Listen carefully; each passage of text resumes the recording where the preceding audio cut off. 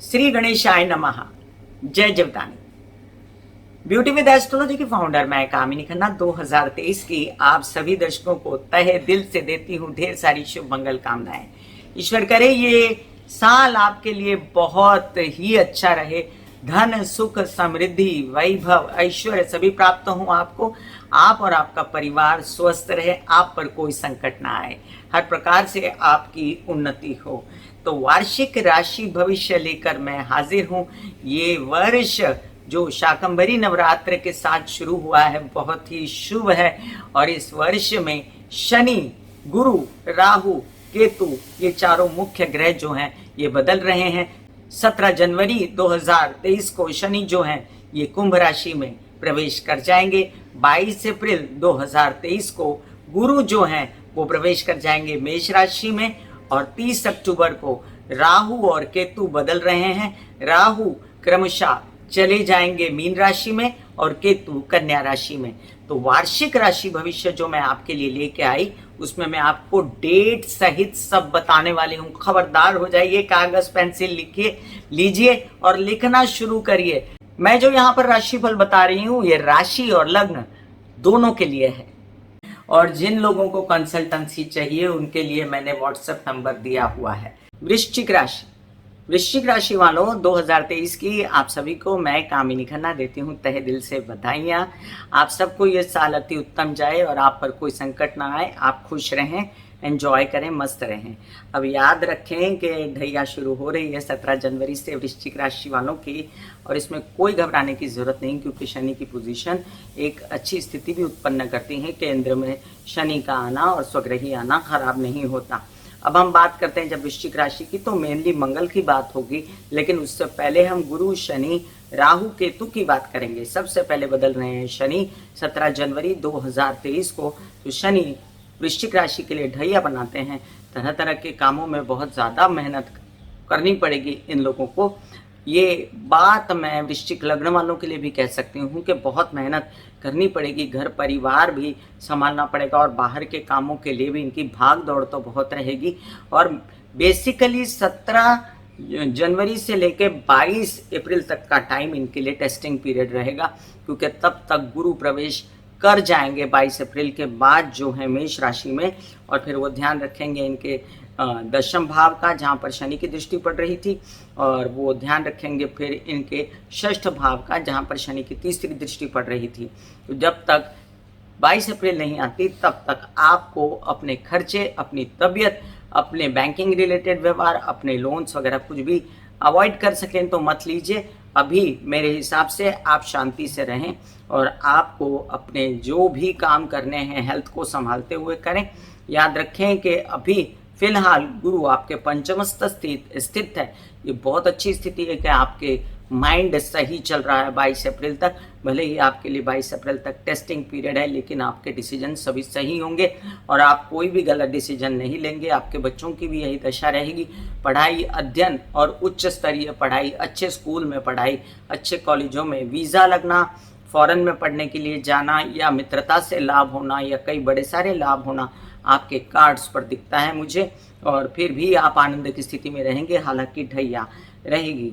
गुरु जो है 22 अप्रैल के बाद आकर आपके कामकाज को संभालेंगे। आपको कामकाज की कमी नहीं होगी। पैसा बहुत चाहते हैं आप उतना आ सकता है क्योंकि गुरु की ये जो नौम दृष्टि है आपके धन भाव पर पड़ती है और परिवार के सपोर्ट से फिर भी आपका संचित धन जो है बनता रहेगा।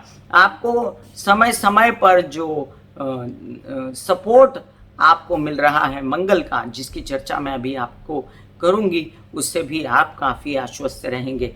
बात करते हैं हम यहाँ पर शनि की दशम दृष्टि की जो आपके लग्न पर पड़ रही है और उसके कारण आपको मैं हिदायत देती हूँ कि आप एक्सरसाइज, योग, मेडिटेशन, प्राणायाम, संयम नियम से रहें तो आपके जीवन में कोई समस्या नहीं आएगी। और मांसाहार या मद्यपान या बूजिंग, टैगिंग सब छोड़ दें तो आपकी तबीयत भी खराब नहीं होगी। बाहर का खाना वाना भी अवॉइड करें।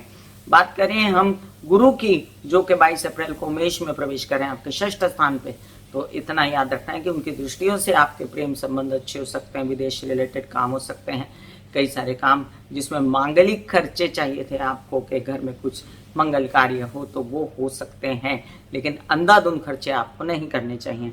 और जो आपके विवाहित जीवन के जोड़े हैं उनके साथ अपने संबंध संभाल के रखिएगा। अभी फिलहाल आप समझ लीजिए गुरु की दृष्टियां जो हैं वो आपको आश्वस्त रखेंगी धन से, कार्य से, और आश्वस्त रखेंगी आपको विदेश रिलेटेड कामों से भी। सिर्फ जब राहु 30 अक्टूबर को आपके पंचम में आएंगे तो आपके गलत फैसले या आपके बच्चों के गलत फैसले या आपके निर्णय पढ़ाई वगैरह से रिलेटेड गलत ना हो, आपको व्यसन ना लग जाए, आपकी गलत मित्रता ना हो जाए, इन सब बातों से आपको बचना चाहिए। जब गुरु चंडाल योग भी रहेगा 22 अप्रैल से लेकर 30 अक्टूबर तक, तब भी ऐसी स्थितियों के लिए आपको ओम महालक्ष्मी नमः के जाप करने, और मैंने डिस्क्रिप्शन में लिंक दिया हुआ है सारे के सारे ग्रहों के उपायों का, तो वो भी देख लीजिए। और आप गुरु के उपाय कर सकते हैं और मंगल के उपाय आप कर सकते हैं। सूर्य को भी जल चढ़ाना आप भूलिएगा नहीं। दूसरी बात मैं आपको बताऊं कि यहाँ पर जो केतु विराजमान है आपके द्वादश भाव में, अभी फिलहाल वो आधी अधूरी रिलेशनशिप्स और उसमें बेचैनियाँ या आपके खर्चे अपने आप पर एंजॉयमेंट के लिए, लस्ट के लिए ना कीजिएगा। और जब केतु 30 अक्टूबर के बाद आपके लाभ भाव में आ जाएंगे तब तो आपको विवाद और केसेस और झगड़ेबाजी से बचना चाहिए। न हो तो तब आप महामृत्युंजय के जाप करवा लीजिएगा। ढैया लगने के कारण आपको सतर्क रहना है कि आपको कोई गलत कदम नहीं उठाना है। चलिए अब मंगल की स्थितियों को जानते हैं जो आपके लग्नेश हैं, और लग्नेश होने के कारण आपको हमेशा ये किसी भी बुरी परिस्थिति से बचाते रहेंगे, आपको टेंशन नहीं आने देंगे। मंगल साल की शुरुआत में वृष में वक्री अवस्था में है और ये फिर 12 जनवरी को मार्गी हो जाएंगे। तो साल लगने के 10-11 दिन बाद मंगल मार्गी होने वाले हैं, इसलिए आपको चिंता करने की जरूरत नहीं है। निरंतर हनुमान जी की आराधना, पूजा पाठ आप करते रहें। गणेश जी का भी मंगलवार को गणेश जी के मंदिर जाना, मसूर गुड़ चढ़ाना या हनुमान जी के नारियल चढ़ाना आपके लिए शुभ रहेगा। 12 मार्च को ये मिथुन में प्रवेश कर जाएंगे। 2 महीना जो आपके स्थान बली रहेंगे, आपको थोड़ी सी कमजोरी या लेजीनेस तो लग सकती है, लेकिन आपके कई सारे काम ये बनाते हैं। आपके कई सारे ऐसे भी काम बनाते हैं जिसमें आपके फिजिकली जाने की ज़रूरत थी, लेकिन यहाँ पर आपकी यात्रा में आपको तबीयत संभालना वगैरह ज़रूरी रहेगा। खाना पीना, दवाइयाँ वगैरह साथ लेकर रहें। मिथुन में जब मंगल रहता है तो मिथुन का जो स्वामी है बुध और मंगल आपस में दुश्मन है, ये कोई ना भूले। अब आगे चलें कि 10 मई को कर्क में नीच के हो जाएंगे मंगल। तो 10 मई को जब 1.5 महीना लगभग रहेंगे ये कर्क में नीच के, तब आपको याद रहे कि ये काम जो है सतर्क होके करने हैं।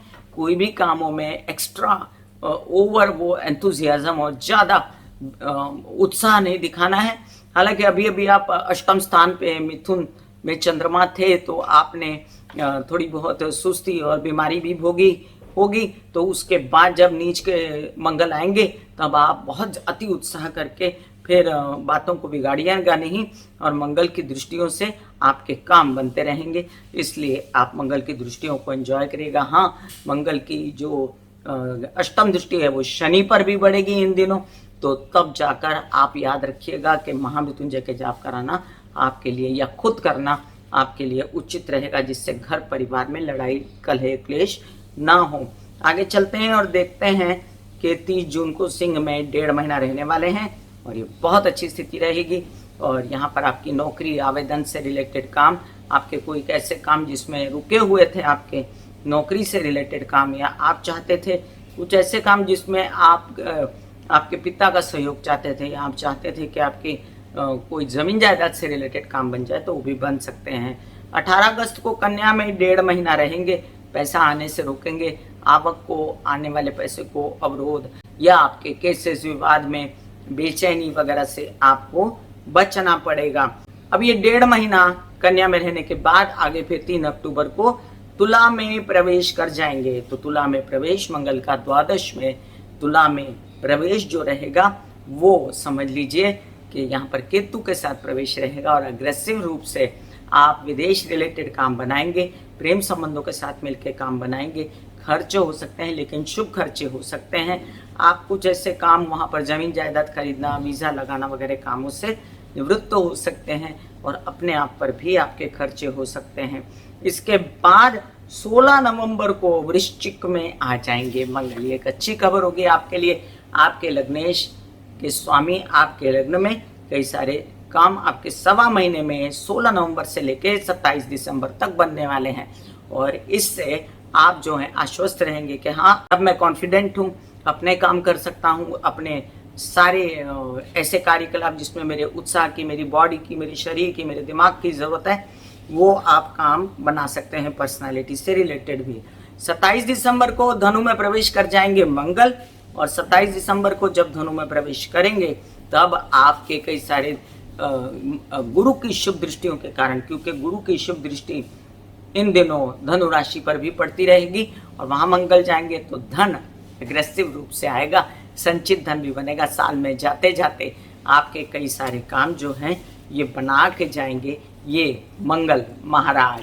तो आपके लिए उपाय बताऊं तो मंगल के कई उपाय मैंने डिस्क्रिप्शन में लिंक डाल रखा है, आप उसे देखें, और साथ साथ ये भी देखें कि आप ढैया के पूरे इन दिनों में हनुमान जी का पूजन, गणेश जी का पूजन और महामृत्युंजय के जाप करते रहें। डिस्क्रिप्शन में उसका भी लिंक डाल दिया है।